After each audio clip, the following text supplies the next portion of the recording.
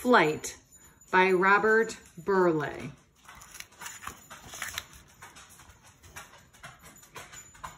It is 1927, and his name is Charles Lindbergh. Later, they will call him the Lone Eagle.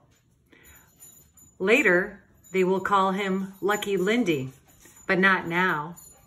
Now it is May 20th, 1927, and he is standing in the still dark dawn. He watches rain drizzle down on the airfield and on his small airplane. The airplane has a name painted on its side, Spirit of St. Louis. Again, it is 1927, and his name is Charles Lindbergh. Later, they will call him the Lone Eagle. Later, they will call him Lucky Lindy, but not now. Now it is May 20th, 1927, and he is standing in the still dark dawn. He watches rain drizzle down on the airfield and on his small airplane. The airplane has a name painted on its side, Spirit of St. Louis. Boys and girls, who is telling the story? What in the story makes you think so?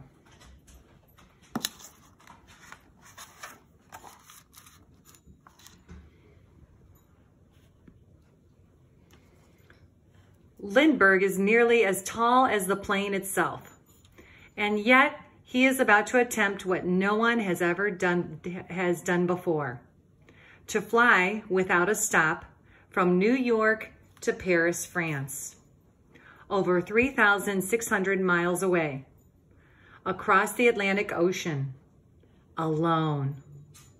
He climbs into the box-like cockpit that will be his only home for many, many hours. He clicks on the engine. He listens as it catches, gurgles, and roars. And a few friends are here to say goodbye. They are only a few feet away, and yet to Lindbergh, how far off they seem. They look up at him and wave. Good luck. Keep safe.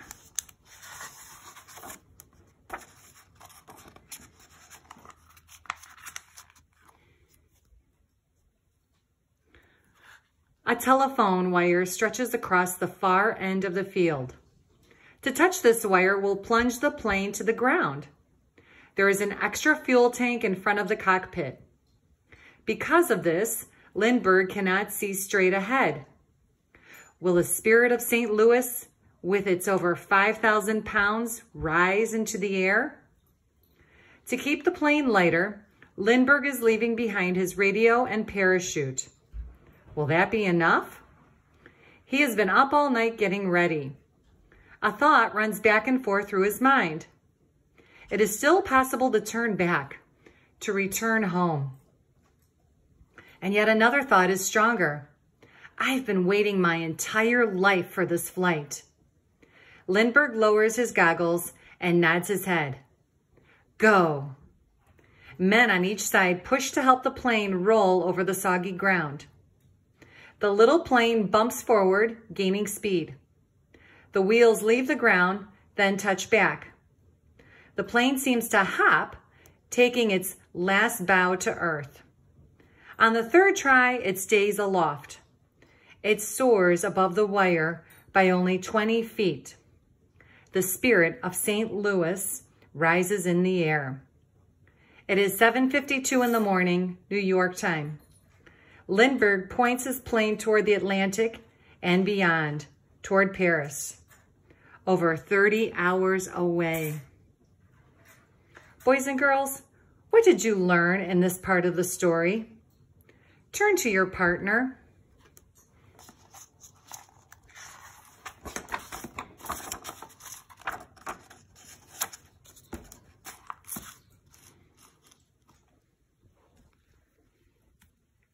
He gazes down in the morning light. How far off Paris seems, across the long ocean. He plans to follow the coastline, flying northeast. The land's edge looks to him like green fingers pointing at the dark sea. To see ahead, Lindbergh pokes a small homemade periscope out the side of the cockpit. Sometimes he flies very close to the water, just 10 feet above the waves. He knows that at this low height, the plane glides more smoothly. The plane drones on. It cruises at about 100 miles an hour. At this rate, he will have enough fuel to reach his destination, but only if he stays on course. Beside him in the cockpit is a little book. He keeps a diary as he goes, all day long, hour by hour. It is as if he were speaking to himself. He wants to remember everything because no one else will ever really know. At 12:08, he flies above Nova Scotia. Just after 4 o'clock, he flies above the coast of Newfoundland. At dusk, he looks down and sees icebergs. In his diary, he calls them white pyramids, white patches on a blackened sea, centuries of the Arctic. He wonders what lies ahead.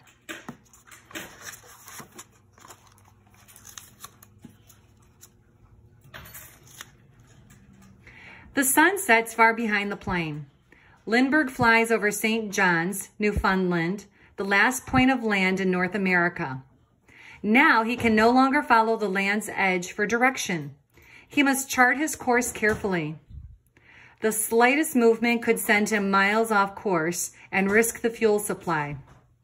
He follows 2 compasses and the stars to navigate.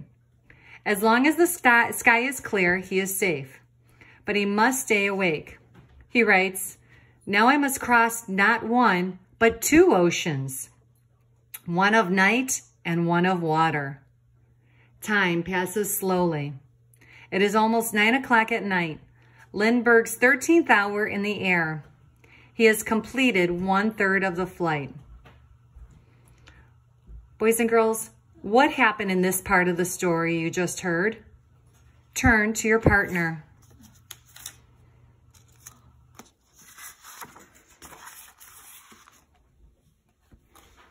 He moves through dense, curling fog, lit ghostly white by the moon. He suddenly enters a huge storm cloud. The plane shimmers, moving up and down in the uniform blackness. He wonders, can I fly above it? Slowly, he soars to 10,500 feet. Here it is clear, but very, very cold. He extends his arm outside the cockpit and feels stinging pinpricks. He clicks on his small flashlight and peers out. Heavy ice has formed on the plane's wings. He cannot risk his instruments icing up. He points the Spirit of St. Louis back down. The wings quiver as they slice through the turbulent air. The fog continues, but now, at least, the air is warmer. The ice begins to melt and Lindbergh roars ahead, through the fog and clouds, to Paris, over 2,000 miles away.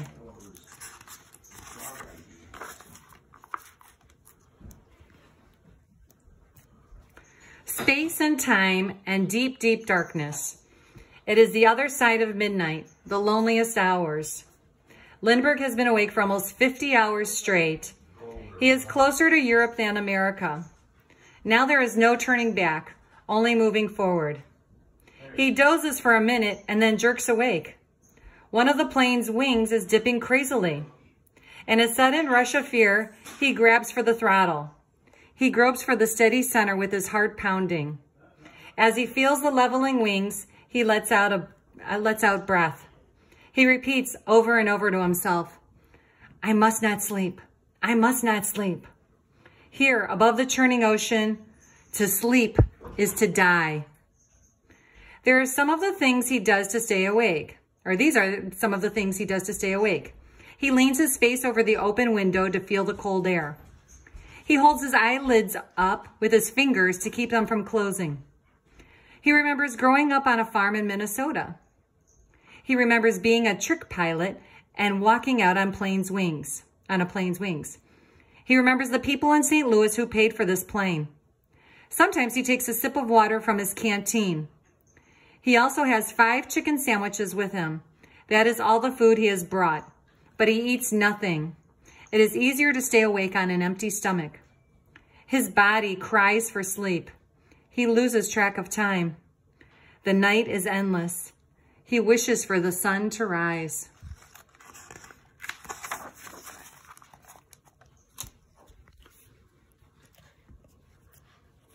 Dawn comes slowly, growing out of the gray mist.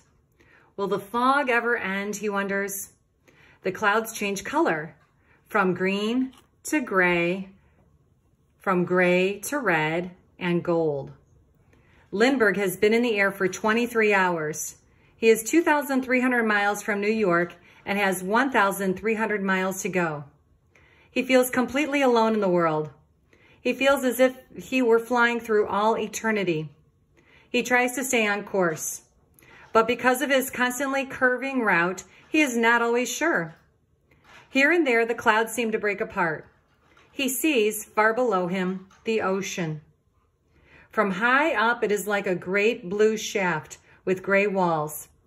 Then he flies into the clouds, into the unchanging mist.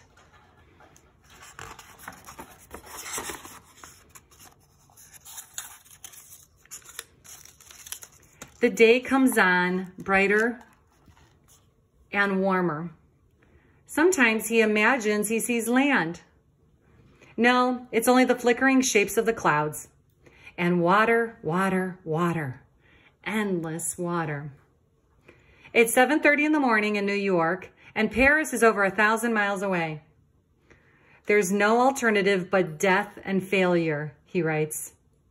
Flying closer to the water, Lindbergh sights a porpoise leaping above the waves. He spies a seagull, then fishing boats. Something quickens in Lindbergh's blood. He guides the Spirit of St. Louis carefully down and down to just above a boat. He throttles the plane and calls out a question. "Which way?" he shouts. "Is Ireland?" He hopes for a word. He longs for a wave.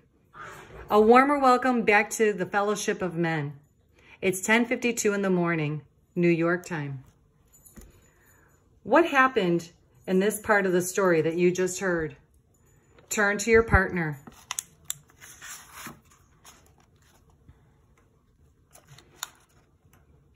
Lindbergh sees in the distance low mountains. Now he is awake with hope. Land is near.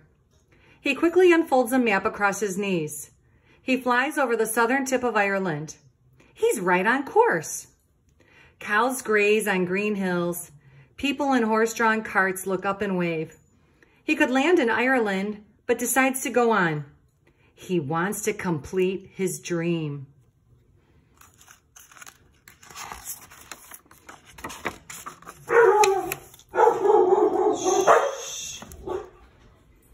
It's 1:52 in the afternoon, New York time, as he crosses England.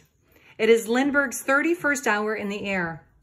He crosses more water. The wide day is slowly ebbing toward twilight. When he sees land, the coast of France, children run out of their houses and watch him fly by. He continues on. Then Lindbergh spies a glow ahead of him. "Paris! I am here! I am here!" A great joy wells up inside him. For a moment, he does not want the flight ever to end. Huddled inside his tiny box house, folded in the dense hum of the airplane's engine, he loves this strange closeness to the clouds and sky. It is 4:52 in the afternoon, New York time. Lindbergh's 34th hour in the air.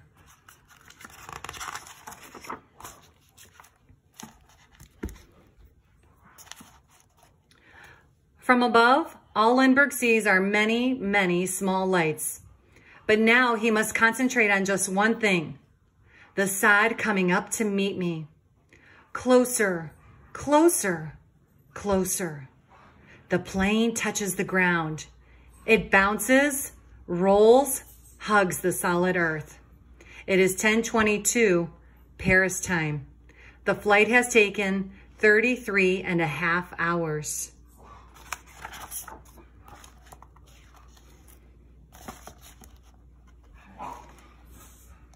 Thousands of people are running toward the plane. For a moment, Lindbergh is dazed. It seems to him as if he were drowning in a great sea. People surround the plane cheering, but Lindbergh can hardly hear them. His ears seem to have been deafened by the hours of a roaring engine. Crowds pull him out of the cockpit. Men and women are calling his name over and over. They carry him on their shoulders. Others begin to tear pieces of the plane. More than anything else, Lindbergh wants to save the spirit of St. Louis. His first words are a question. Are there any mechanics here? But no one speaks English. Finally, 2 French aviators arrive to help him. Policemen guard the plane. The aviators take Lindbergh away from the still cheering crowd.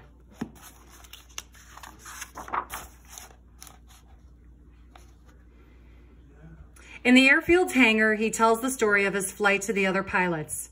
The cramped cockpit, the aloneness, the long, long night. Meanwhile, unknown to Lindbergh, newspaper headlines all over the world are beginning to blazon the news. American hero safe in Paris. Lindbergh is driven off to the American embassy. He answers more questions about his flight. He has not slept in over 60 hours. Finally, at 4:15 in the morning, he goes to bed.